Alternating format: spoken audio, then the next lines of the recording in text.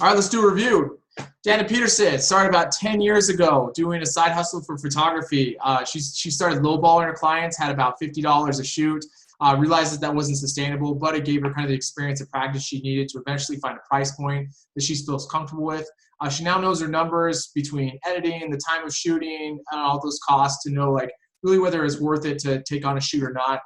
And she's also learned that it's okay and actually important to niche down into a specific type. She realized, for example, baby photos just wasn't her thing, and so after years dropped that to focus specifically on family photos because that's where her skill set is, both personality and skill-wise. And now she's moving into a new venture, Shutterbox, which is going to be helping photographers get new clients because marketing and kind of that initial traction is possibly the hardest part about photography if you want a long-term business. So thank you so much, Dana. Appreciate the time and good luck with everything. Hi, I'm Ryan Basso with the Venture College, a program within the College of Innovation Design at Boise State. The Venture College helps students and community members launch their ideas beyond the classroom and turn those ideas into startups, lifestyle businesses, side hustles, and other ventures. With the COVID-19 situation, we know that more and more people in our community and throughout Idaho, beyond just students, will be looking for ways to generate extra income. That's why we've started the Side Hustle series. We will be talking to successful entrepreneurs about starting and growing side hustles that can be done from just about anywhere in the world. If you're interested in learning more or need some help, contact us at venturecollege@boisestate.edu or go to our website to learn more. Also, watch out for our social media accounts for the next installments of the Side Hustle series. Hello, everyone. I'm here with Dana Peterson with Dana Peterson Photography. Dana, how long have you been doing photography? I am going on about 10 years. 10 years. So take us back to like the early days. Why'd you jump into photography? You know, I think as women, a lot of women have this desire to create. In fact, one of my favorite speakers said that is an innate ability or desire we come to this earth with, is to create. And I'd done some dabbling in some other businesses and had done some creating, and I created a family, and it was time to create something new. And I think I thought what I was doing was getting into a business for me, a business that would help my family, that would financially help my family. But it was so much bigger. The journey I began 10 years ago was so much bigger and better than I ever could have imagined. And it's blessed my life and other lives too. So it's been a real blessing. So dive into that. So like I'm hearing you started this kind of with the idea of making maybe some side money for your family, but it evolved into something bigger. What can you expound? Like, what do you mean by something bigger? Well, I think for me personally, connections and community mean a lot. And outside of a church family or a church congregation, it's hard to make and maintain some of those connections. And photography brings that to me. It gives that to me. I am able to make connections and contact with people that I otherwise would have not maintained contact with, probably, unfortunately, just the nature of our lives not crossing paths. But further than that, I've been a part of so many sessions that have been sacred and private and personal, where let me back up. Most people come to you for a photography session at a change of life. There's a lot of people that just do annual family sessions, and those are kind of blah, blah, blah. I love them all, and I love the connection and the community that you find through that. But what's really unique is when someone comes to you, and quite often this happens in photography, with a change of life. Maybe they had a new baby, and that is such a sacred and precious time. Or maybe they have a graduate leaving their home. And unfortunately, some of the most tender moments that have blessed my life, and these sessions have generally been a free session for me to the family, is when someone's losing their life. Maybe a mom has cancer, or maybe a child has cancer. Wouldn't think that, what's a photographer doing in the middle of that? But it's blessed my life, and I hope it's blessed the lives of those I work with. Yeah, okay, that makes a lot of sense. Okay, so let's go back to the early times, like kind of getting, sorry, I don't mean to like transition into more logistical things because what you're talking about is pretty heavy. But going back, like how did you figure out pricing at the beginning? Like how did you, like, let's talk about like some of those like initial things you did to kind of get your business off the ground. Gosh, it was hard. I made a lot of mistakes in the beginning.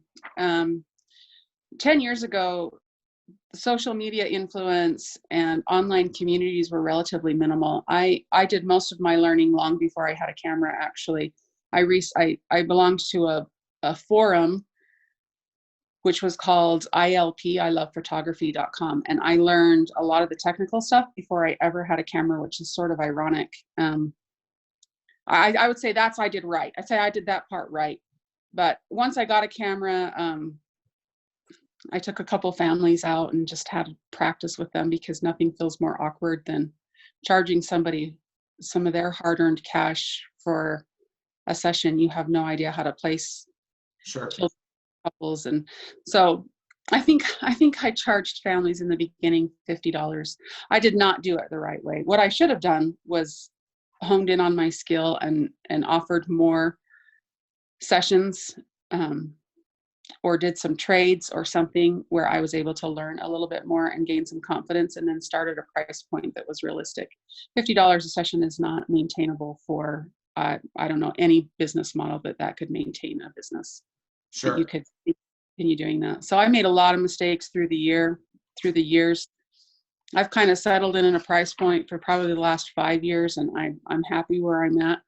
I know I've done the math on what it takes me to shoot a session and to edit a session and to deliver a session, and I know what it's worth it. I know what's worth it for me to leave my home and my family for, and that's where I've settled in. Okay, yeah, that makes a lot of sense. As far as getting, like, do you attribute your initial customers beyond like the people you had to drag out to the field for free? Like when you started charging like the $50 a month or $50 a session, were you getting clients just based on that price point, or how were you getting people even pay at that $50 amount? People are pretty generous. Friends and family think you're amazing. I remember watching American Idol years ago, and these horrible contestants vocally would come on, and Simon Cowell would say, you're horrible. And it's the first time in their life they've heard they're horrible. And I would always say, where's their mother? And I kind of wonder, where was my mother? Where were my good friends when I first started in photography? Why didn't they tell me how horrible I was? But they were all so generous and told me how great I was, which was a real blessing, obviously, to me, because I continued shooting and did get better. But I look back at some of those early images, it's horrifying. I wish somebody would tell me how horrible I was. Where were my honest people? I don't know. But I think photography has evolved too. There's a lot of people that have gotten a lot better, and also, ironically, phones are, our cameras on our phones have gotten pretty snazzy, and so people's expectations of images has gone through the roof over the years too. And that's a technology that's definitely changed in the time that I've been shooting. But I'm grateful that people were willing. They basically just saw my images from a friend, because then I wasn't posting on social media, and say, hey, would you do that Christmas picture for me? A lot of that's where it started. Take a Christmas picture for me. So yeah, it totally makes a lot of sense. And then people would see pictures of my own kids. Yeah. Gotcha. Yeah, it seems like it's a very visual, like easy to share thing. Like your portfolio, like as soon as I see your pictures, I know what I'm getting. So that makes a lot of sense. And I'm making the assumption that social media has made that even easier now that people just see it. So question, I know you talked about how essentially you've narrowed down to knowing what type of shoots you want, because if it's worth it or not, monetarily. But have you focused like on any specific niches? Like I know there's wedding photography, there's family photography, baby photos. Like, are you more of like a generalist that just whatever opportunity is good, or have you focused down on like specific things you want? I think a lot of photographers start out thinking they're going to shoot everything. And I fell into that trap as well. We think, but really less is more. I think once you can focus in on what you're good at, that's when you can really excel. Me specifically, I tried, say, the newborn genre for a lot of years. And stunk at it. I was horrible at it. There's things in the newborn photography world that I couldn't grasp, and I couldn't keep up on the trend. There's a lot of trends of props and clothing and headbands and things like that that I just couldn't keep up with. And quite frankly, I was no good at the sessions. So I struggled and did that for a long time. And the minute I said, you know what, I'm no longer doing newborns, I felt a lot better. The stress and the anxiety of a session like that went away because I quit scheduling them. And the thing that I'm good at, I'm good at families. A lot of people don't like families because of the nature of the dynamic. There's a lot of kids running around. There's a lot of commotion. I feel like that's where I excel. And so it kind of found me. You kind of struggle, you kind of wonder, but my genre kind of found me, and I kind of found it, I guess, at the same time. You want to do more of what you're good at. So that's how I found it. It's not that I won't do other things, but that is probably where I excel. Awesome. No, that makes sense. As far as like tools you use, like I'm assuming Photoshop and things like that, but are there any like tips or tricks that you now, 10 years later, that you wished you would have known 10 years ago?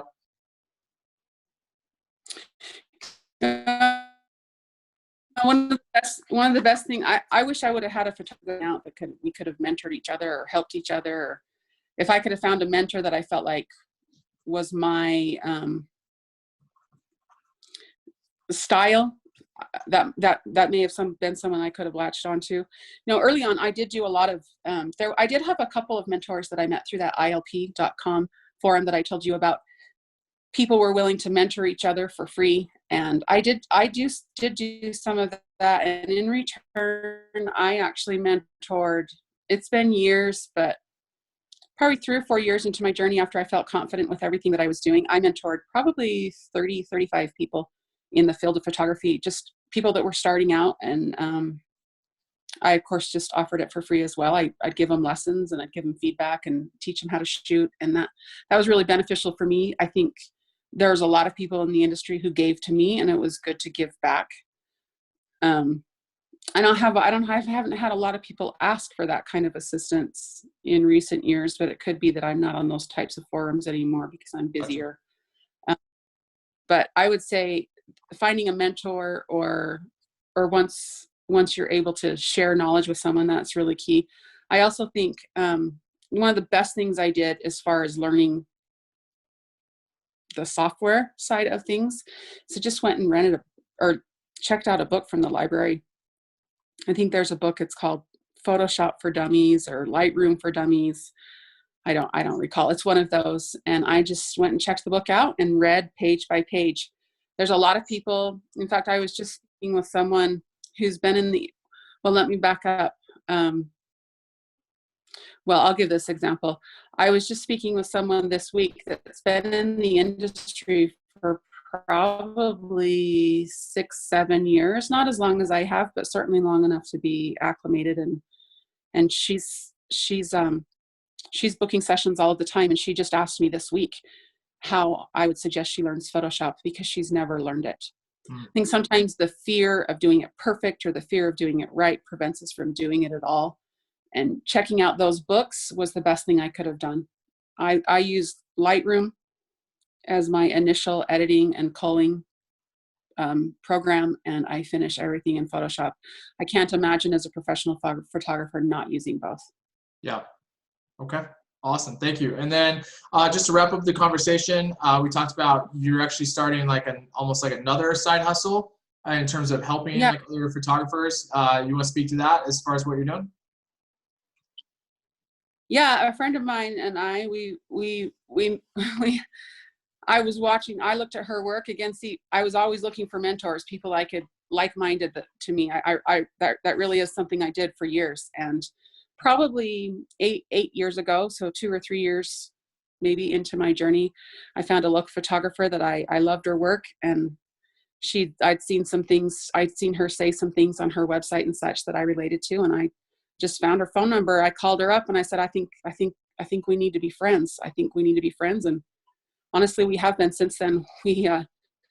She lives several miles from me, but we since are maybe 3 months apart from geographically. We live really close towards each other, and she and her husband is an entrepreneur, and he's kind of helped us see the light in that this is a really good business idea. This idea is, well, our business name is Shutter Boss, and it's a product, it's a photography marketing product that's giving photographers a way to find and identify clients.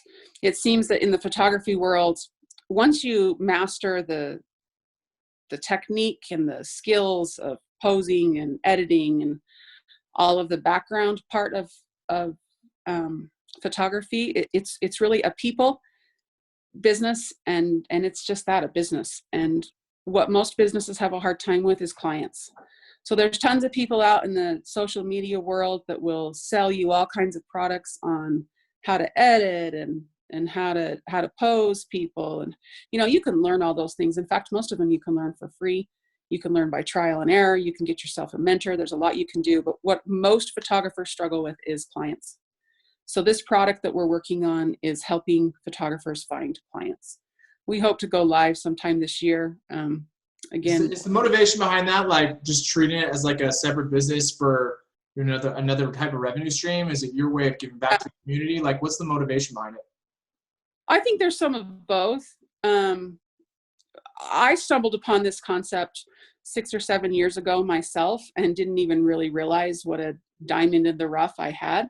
And ironically, she stumbled upon this same concept at the same time, how to get and maintain good clients that are in a price point that will afford photography. Photography is a luxury product for sure. So not everybody can pay the kind of prices that we might be charging or that other photographers might be charging. So this is a business model that will help photographers. So it's a little bit of both. You hate to see people come into the industry and work their tails off learning and sacrificing to learn a skill and to set up a business model and then fail because they don't have clients. Yeah. It's crazy what people will pay for. I see stuff out there all the time. Photographers really even aren't that good at skills, at editing or shooting or posing or all that stuff. And, but people will pay for it sometimes, but in the end of the day, what photographers lack is clients. Yeah, that makes sense. All right, let's do a review. Oh, go ahead. Well, there's plenty of opportunity to find clients. This is a product that helps photographers think outside the box that will pretty much guarantee their success because they'll have clients. Awesome. All right, let's do a review. Dana Peterson started about 10 years ago doing a side hustle for photography. She started lowballing her clients, had about $50 a shoot, realized that wasn't sustainable, but it gave her kind of the experience and practice she needed to eventually find a price point that she feels comfortable with. She now knows her numbers between editing, the time of shooting, all those costs to know like really whether it's worth it to take on a shoot or not. And she's also learned that it's okay and actually important to niche down into a specific type. She realized that, for example, baby photos just wasn't her thing. And so after years, dropped that to focus specifically on family photos because that's where her skill set is, both personality and skill-wise. And now she's moving into a new venture, Shutterbox, which is going to be helping photographers get new clients because marketing and kind of that initial traction is possibly the hardest part about photography if you want a long-term business. So thank you so much, Dana. Appreciate the time and good luck with everything. Thanks, Ryan. We'll talk. Thanks for listening. While you're waiting for the next episode, feel free to contact us or follow us on social media.